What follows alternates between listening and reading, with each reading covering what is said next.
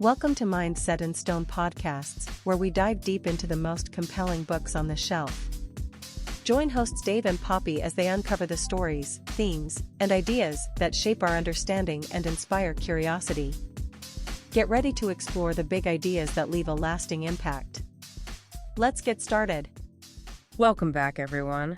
So, this time around, you've brought this book to our attention. And I gotta say, The Science of Getting Rich. It's an interesting one. Yeah, I mean, just the title itself kind of conjures up all those get-rich-quick schemes, you know what I mean? Oh, yeah. But we dug into it, right? Like Yeah. we always do. And it seems like Wattles, this guy, he was going for something way more... Yeah, he wasn't messing around. Very direct, very practical, like a manual. Yeah. A guidebook, almost. Totally. Yeah, and he wasn't really interested in, getting all philosophical or anything. He was just straight up like, okay, you want to get rich, here's how. And maybe think about the bigger picture later, once you've got the cash. Right. And the thing that really stood out to me, the big idea here, is that he's saying there's an actual science to getting rich. Like a science, like math, like there's formulas and principles, you follow them, you get results. Exactly. Not just luck or circumstance, there's a method. And that's what we're going to unpack today. So for everyone listening, that's our mission today. We're going deep into these principles. Like, what are the mechanisms he's talking about? What are the actual steps? What are the surprises? Because there are some surprises. Oh, yeah, for sure. Some of this stuff, it really makes you think differently about wealth and how it works. And that's the whole point. And it doesn't matter where you're at right now, what your background is. We're going to find something in here for you. Okay, so right off the bat, Wattles, he lays out this concept of the right to be rich. And right away, you realize he's not just talking about, having fancy stuff. No, it's bigger than that. Yeah. Much bigger. It's about living a full life, a complete life. Exactly. And he's saying that the desire for riches, it's not a bad thing. It's not selfish. It's natural. It's wanting more out of life. Right. And he even says that, we need resources to really grow and reach our potential. And in our world, those resources, well, that means money. And he doesn't mince words about settling for less. He really doesn't. I mean, he actually says that being content with just scraping by when you know you could do more, it's almost like a sin. Because nature itself is all about growth and expansion, always striving for more. Yeah, and to limit yourself when you have the ability to do more, it goes against that whole natural order. And he talks about these three aspects of life. Right. The body, the mind, the soul. Right. And he's saying that poverty, it limits all three. Like, your body needs food, shelter, rest. Your mind needs stimulation, knowledge, new experiences.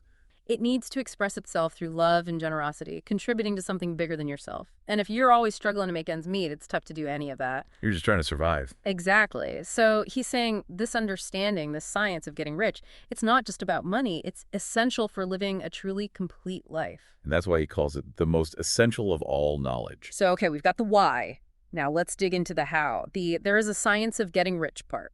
All right, let's get to the meat of it. So what he's saying here is, getting rich, it's not just about luck. It's not about your circumstances. It's not even just about how hard you work. It's about doing things in a specific way, a certain way. Yeah. He makes this point. He's like, look, you'll see rich people and poor people living in the same place, working in the same kinds of jobs. Right. So it's not just the environment. And he talks about how some people are super talented but struggle financially.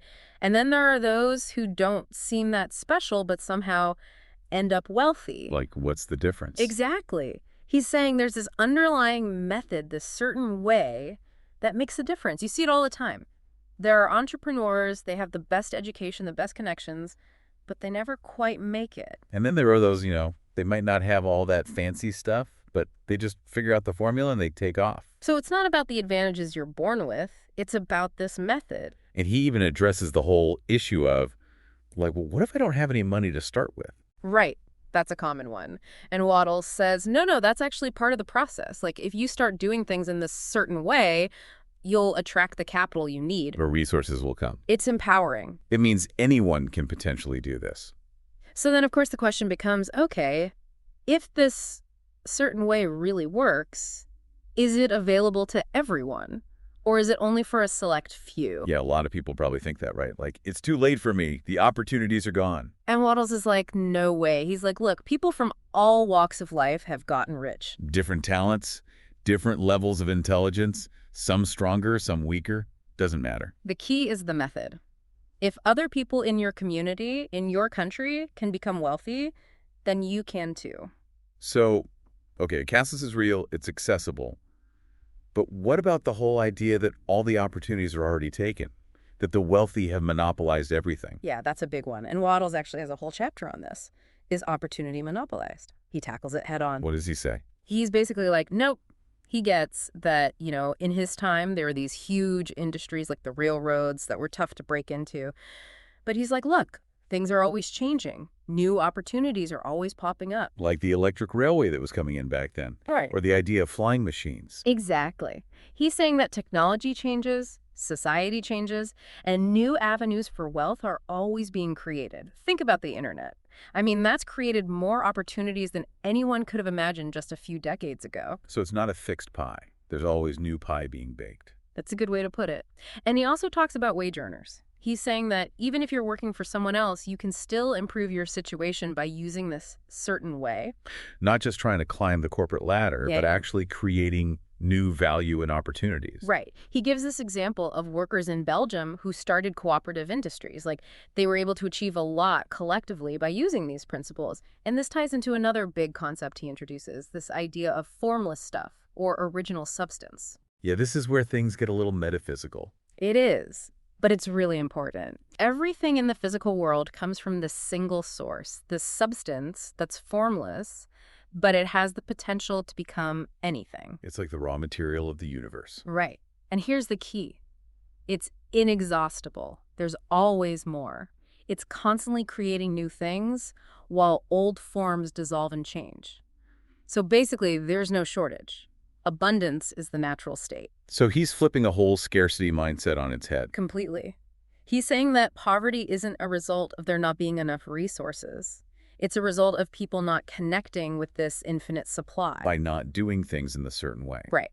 And this brings us to what he calls the first principle in the science of getting rich. This is really the foundation of everything. Okay, lay it on us. He says, and this is a quote, "Thought is the only power which can produce tangible riches from the formless substance." Okay, so our thoughts have power. That's not exactly a new idea. But he takes it further. He's saying that this substance, this original substance, it's actually thinking stuff.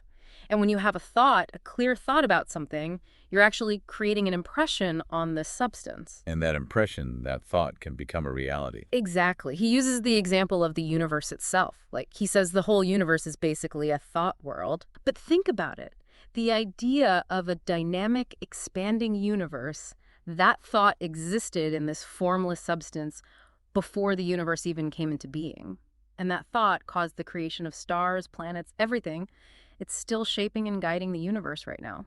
So our thoughts can create, just like that. It's not quite that simple. He also talks about how, we humans, we're thinking centers. We have the ability to originate thoughts. And he's saying that everything we create, physically, with our hands, it starts as a thought. Right.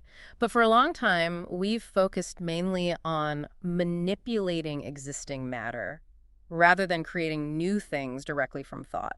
But he's saying we have that power.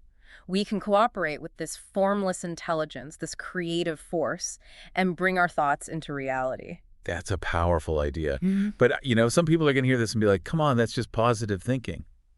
Yeah, I can see that. And Wattles acknowledges that. He's like, look, I'm not going to get into a huge philosophical debate here. If you want to dig into that, go read Hegel or Emerson. He's more about the practical application. Right. He's saying test it out for yourself, see if it works. He believes the proof is in the results. But to do that, you got to really commit to it. So he's saying accept these principles as a starting point, then put them into practice. Exactly. And a big part of this first principle is learning to think truth regardless of appearances. That sounds like a challenge. It is. He's basically saying that the world is constantly showing us things that seem to contradict the truth of abundance and well-being. Like, you see illness, you see poverty. It's easy to get caught up in that and think, oh, that's just the way it is. Right. But he's saying there's a deeper truth. Yeah.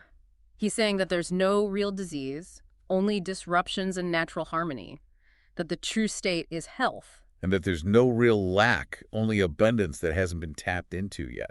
So it's about training your mind to see past the surface level, to focus on the underlying truth. And he says that those who master this become masterminds. They can rise above their circumstances, they can achieve their desires. Because they're aligned with that creative power. Exactly. And he's really specific about how to cultivate this belief. He says you gotta fully accept these 3 fundamental statements. No questioning, no doubting, and you gotta avoid anything that contradicts them. So, no reading pessimistic books. No listening to negative people. Right. He's like, don't even argue with these principles. Just accept them as a starting point.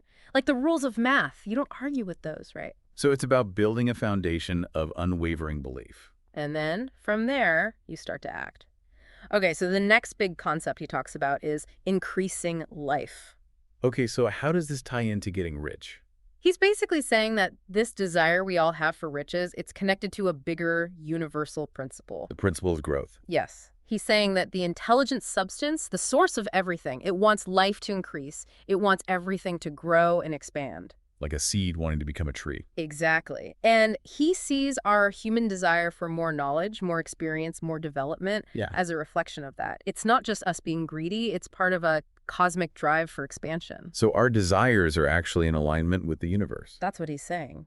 And he even goes so far as to say that God wants us to be rich. It's a bit out there. But his reasoning is that God can express himself more fully through us when we have more resources. So we can do more good in the world. Right.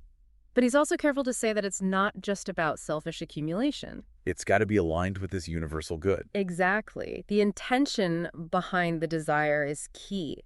It's not about getting rich at the expense of others. It's about expanding life for everyone. And he talks about the importance of balance. Yeah, he's not saying go be a millionaire and screw everyone else. He's saying we need to develop all aspects of ourselves. Physical, mental, spiritual. And he's also really interesting on this whole idea of competition.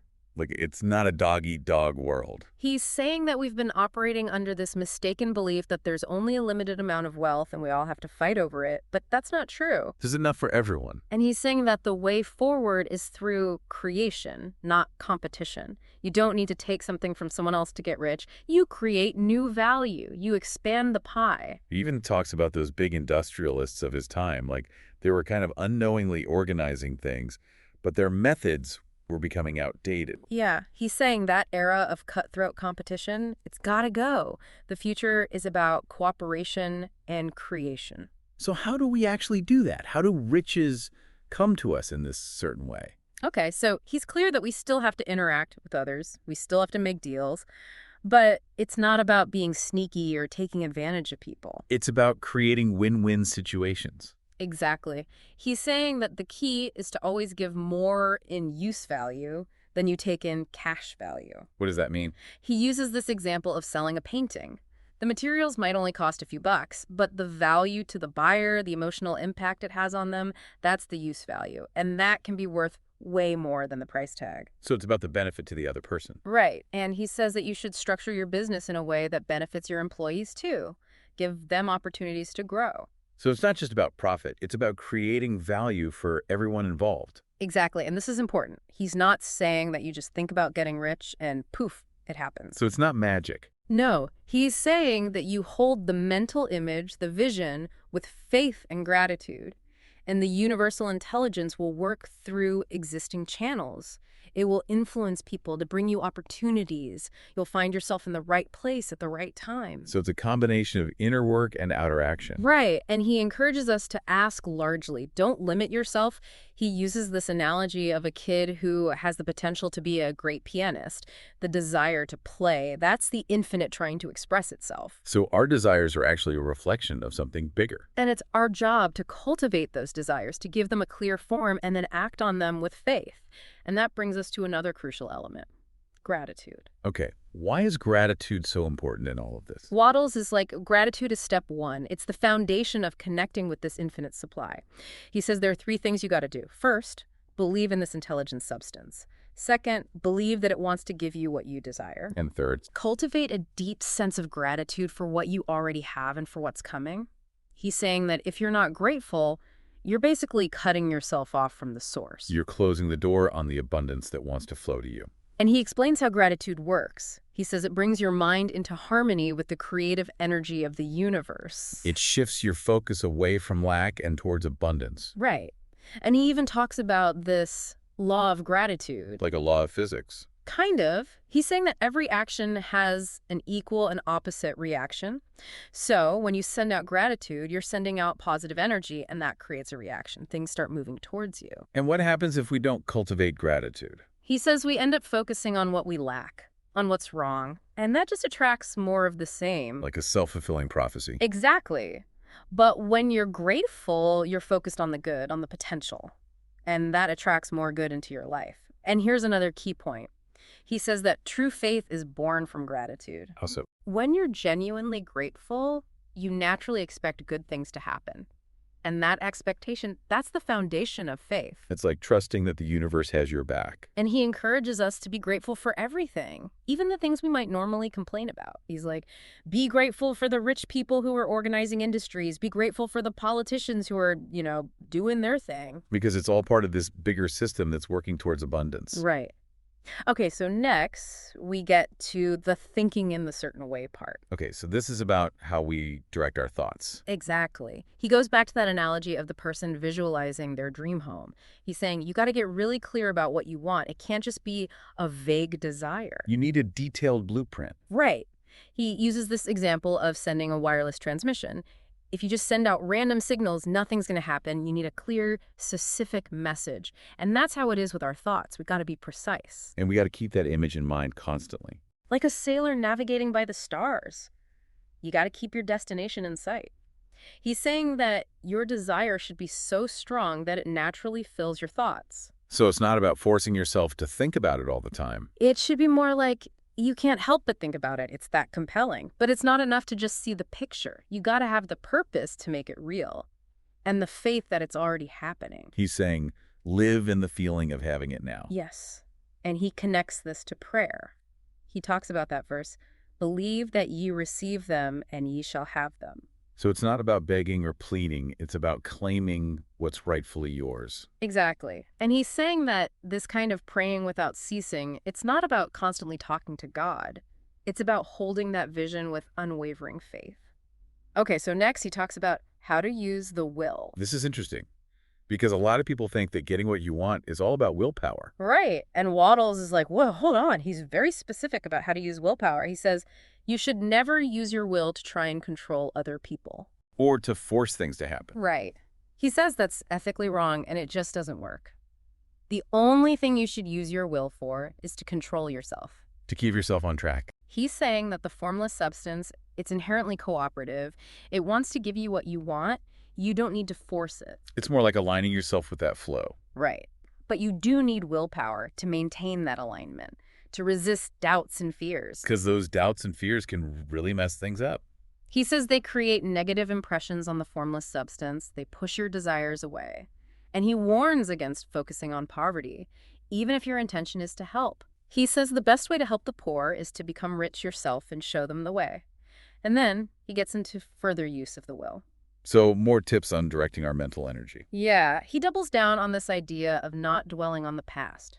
Don't think about past failures or financial struggles. That just keeps you stuck in the energy of lack. You got to keep your mind focused on the future. And he says, don't read pessimistic stuff. Don't get caught up in negative news. Focus on the good. He's saying that the universe is constantly evolving, getting better. And when you focus on the negative, you're actually hindering that progress. So be optimistic. And when you think about the poor, he's saying, don't pity them. See them as potential future successes. And he makes a really important point. He's like, look, focusing on getting rich doesn't mean you're being greedy. It's about aligning yourself with abundance. And that includes health, happiness, the ability to serve others. It's a holistic vision. And he reinforces this idea of being careful what you read. Avoid anything that might introduce doubt or confusion. He's saying once you've got this down, then you can explore other ideas. But for now, keep it focused. Okay, so now we get to the acting in the certain way part. Right. He's saying thought is the creative power, but you got to take action too. It's not enough to just sit around and visualize. He uses this analogy. You can think about gold being in the mountains, but you still got to go mine it. You got to take the physical steps. And here's the key. You got to act now. Don't wait for the perfect moment or the perfect opportunity. Act from where you are. Don't procrastinate. And don't waste time planning for every possible future problem. Just focus on what you can do today. He's saying that you can't act in a situation that doesn't exist yet. So be present. Focus on the now. Use your current job, your current situation as a stepping stone. Keep your vision in mind and act with faith. He's saying that new opportunities will appear as you move forward, and he stresses the importance of efficient action. Not just being busy, but doing things effectively. He says that each day should be a success. Do everything you can do that day to the best of your ability. And it's not about how much you do. It's about how well you do it. Right. He's like, inefficient action leads to failure. Efficient action leads to success. And an efficient act is one where you're fully present, focused, and infused with faith and purpose. So it's about aligning your thoughts and actions. Exactly. He's saying that when you bring that kind of energy to every task, even the small ones, it builds momentum. And he starts by saying that it's definitely helpful to have natural talents and skills that align with the business you're in. But those talents alone aren't enough. Right. They're just tools. You still got to use them in a certain way. He says it's usually easier to succeed in something you're naturally good at, but you can develop any talent you need. So you're not limited by what you're good at right now. And he suggests that the best business to be in is one that you're passionate about, one that you truly want to do.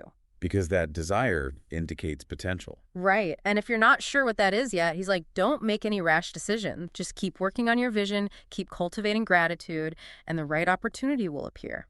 He also cautions against hasty moves. Don't jump ship just because you're feeling impatient. He says a lot of mistakes come from acting out of fear or doubt. And he stresses the importance of doing what you can do perfectly each day. Without rushing. Because when you rush, you're coming from a place of scarcity and competition. Okay, then we get to the impression of increase. This is a really interesting one. Yeah, this sounds subtle. It is. He's saying that no matter what you're doing, you should always convey the impression of increase to everyone you interact with. Like you're growing, you're expanding, you're moving forward. Exactly. He's saying that this desire for increase, it's in everyone. It's in all of nature. It's that drive for more life. So you're not just benefiting yourself, you're radiating this energy of growth to everyone around you. Right. And he's like, when you're following this certain way, you are increasing, you're growing. And that should be reflected in your interactions, even in small things. And he's saying, don't boast about it. Just let your actions speak for themselves. People will pick up on that energy. They'll be drawn to you. And he gives this warning, which I thought was really important. He's like, don't try to seek power over others. That's the old way of thinking, the competitive mindset. Right. True mastery is about mastering yourself and your environment through creation. Not through domination. He's saying, what I want for myself, I want for everybody. Okay, then he talks about the advancing man. So this is about applying these principles to different professions. Yeah. He's saying that no matter what you do, you can apply this idea of increasing life for others. Like a doctor helping patients get well. A teacher inspiring students. A clergyman guiding people spiritually. A wage earner contributing to a company. He's saying that anyone who holds a vision of success and acts with faith and purpose will succeed. And he encourages wage earners to really study this book and apply these principles in their work. Don't just try to please your boss. Aim for your own advancement. He's saying if you're too big for your current position and you know what you want, you'll find a way to move up. Okay, so in the last chapter, some cautions and concluding observations. He addresses some final points. Like what? Well, he acknowledges that some people are going to be skeptical about this whole science of getting rich thing, especially the idea that there's enough for everyone. But he's saying, look, you can get rich under any system. It's about aligning yourself with those universal principles. And as more people do that, society itself will change. And he really emphasizes staying on that creative plane of thought.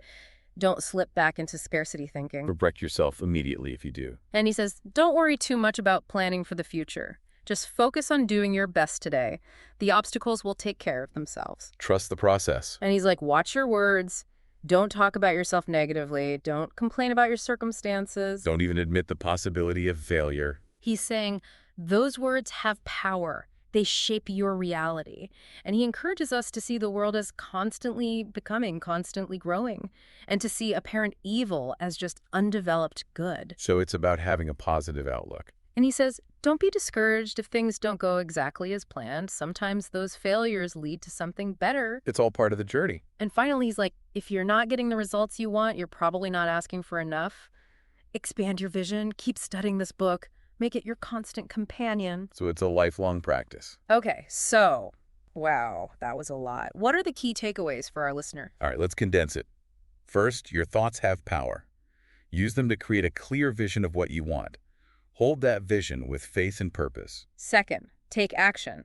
Don't wait. Do your best in your current situation. Third, be grateful. Appreciate what you have and be thankful for what's coming.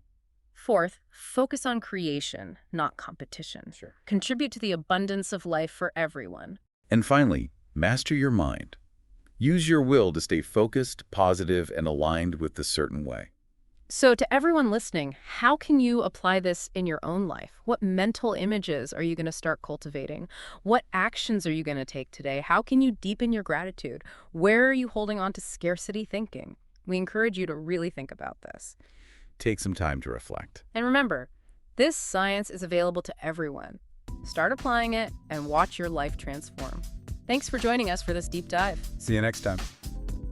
We hope you're leaving with fresh insights and a spark of inspiration. Remember to subscribe, leave a review, and check back for more episodes as we dive into new worlds of thought, one book at a time. Until then, keep your mind set in stone and your curiosity open. This has been a Big L Riz Media podcast, where big ideas meet lasting impressions.